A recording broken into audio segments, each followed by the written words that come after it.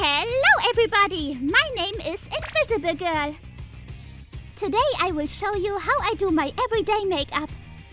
This is my first time recording a makeup tutorial, so please bear with me. I'm very excited! Let's start! I use this egg-shaped makeup sponge for the foundation. Foundation can be scary, because if you get it wrong, the whole world can tell.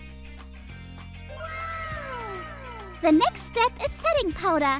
This will help my makeup last all day and keeping it from rubbing off, especially in fights. Now mascara. Mascara always makes everything look 10 times better. It just adds that finishing touch. Little by little, I'm getting better and better at eyeshadow. With this look, many people won't even notice that I'm wearing eye makeup. And here comes my favorite part, lipstick. And if you are thinking, you basically look the same. That's the whole point. Wait.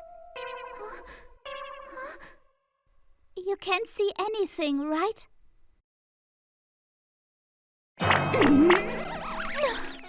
Oh no, I totally forgot. I'm so sorry.